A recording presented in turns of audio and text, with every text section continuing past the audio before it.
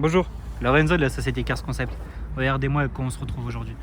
Ce Clio 4 de 2016 avec son fameux bien sûr 1,5 litre d'essai, très connu chez Renault et bien sûr Mercedes dans leur fameux classe A.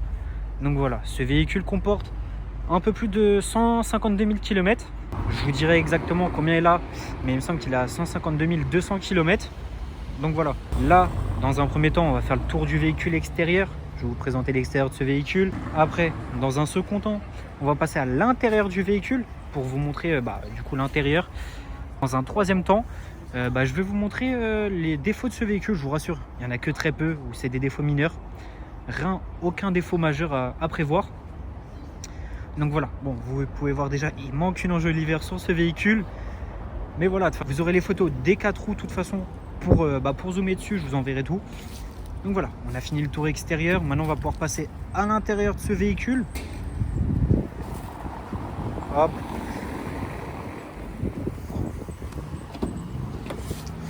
Donc voilà, déjà comme vous pouvez voir, 2 fenêtres électriques et les rétros électriques aussi, réglables électroniquement. Les enceintes basses réflexes. Donc voilà, comme vous pouvez voir, fauteuil rembourré au niveau du dos et des cuisses, donc vachement agréable pour les longues routes. On va s'installer à l'intérieur. Ici, vous avez le réglage des phares et des lumières. Donc voilà, comme vous pouvez voir, le volant Renault, 3 branches. De ce côté, bien sûr, régler les phares et les clignotants. De ce côté, les essuie-glaces. Juste ici, pour régler la musique, le cockpit. Son petit écran où justement on pourra connecter le téléphone en Bluetooth avec le système de navigation. Le réglage de la clim. Ici, on a juste à insérer la carte pour démarrer le moteur, bien sûr en appuyant sur Start. Donc voilà, levier de vitesse à 5 rapports, plus la marche arrière. Juste ici, le limitateur et le régulateur de vitesse. Donc voilà, regardez-moi, ce véhicule a un intérieur magnifique, vraiment en très très bon état. Rien à redire là-dessus. On va pouvoir passer sur la banquette arrière.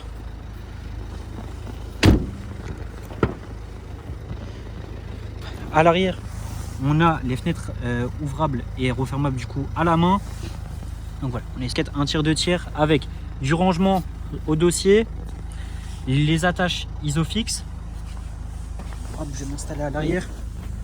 Donc voilà, vraiment une petite citadine agréable à conduire. Donc voilà, au niveau de l'arrière du véhicule, on va pouvoir passer au coffre directement. Hop. Donc voilà, un coffre de citadine. Attendez, je vais me reculer un petit peu. Un coffre de citadine. Voilà, il a quand même assez de place, histoire de mettre les valises ou autre quand on veut partir en week-end ou en vacances directement. Donc voilà, on a fait le tour extérieur, intérieur du véhicule. Maintenant, on va passer aux imperfections. Comme je vous ai dit, il y en a, mais pas excessivement. Comme vous pouvez voir juste avant, les radars de recul. Donc c'est vraiment bien pour se garer en région parisienne.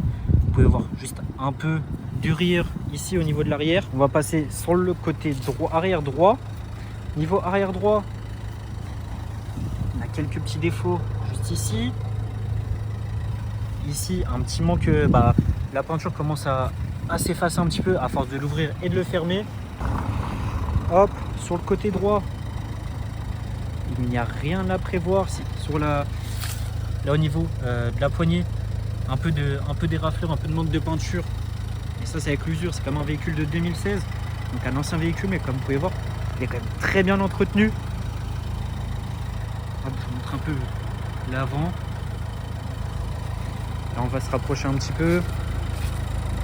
Au niveau du capot, juste ici, un petit manque de peinture. Ici aussi. Là.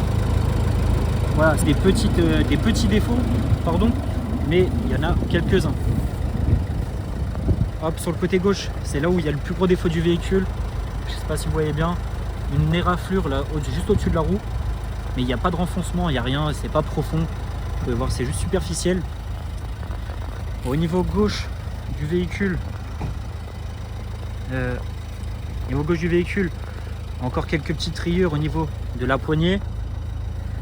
Ça, c'est juste de la saleté. Mais voilà, là quelques petites micro rayures encore une fois. Il n'y a rien de bien méchant. On va regarder une sous-caisse.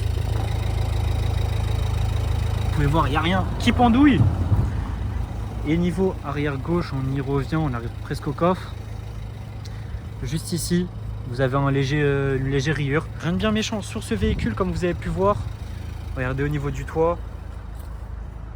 Au niveau du toit, aucun problème à prévoir. Au niveau du capot, c'est ce que j'ai remarqué. Vous avez quelques petits renfoncements, je ne sais pas si vous allez voir. Donc vous avez quelques petits renfoncements. Donc voilà, on a fait le tour de ce véhicule. Hop, on a fait le tour de ce véhicule. Et maintenant on se retrouve tout de suite pour le test routier, je vous dis à tout de suite. Du coup, on se retrouve à bord de ce Clio 4. On va faire un petit test routier. On va le démarrer. Vous pouvez voir, ça démarre au quart de tour. Aucun problème sur ça. Hop, on fait attention au véhicule quand même. Du coup, on va se tester le parallélisme, le bruit, si on veut voir s'il n'y a pas de bruit dérangeant au niveau des dodanes, l'accélération et le freinage. Premier dodane. On va voir pas de bruit parasite sur ce véhicule. Bon, l'accélération, on va pas trop accélérer non plus parce qu'on est quand même en agglomération, mais on va tester un petit peu. Et on est sur une Clio 4 du coup de 2016, la deuxième phase.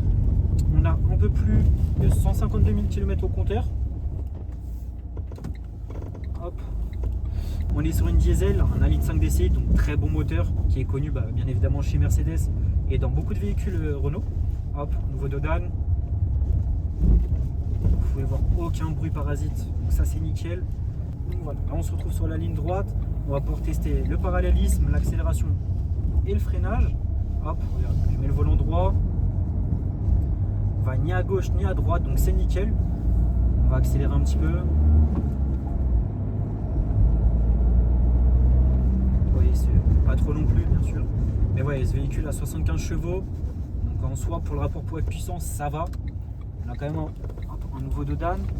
Vous voyez, aucun bruit, toujours au niveau du dodane. Mais voilà, ce véhicule a quand même un bon rapport poids-puissance. Donc c'est moi Lorenzo qui suis en charge de la vente de ce véhicule.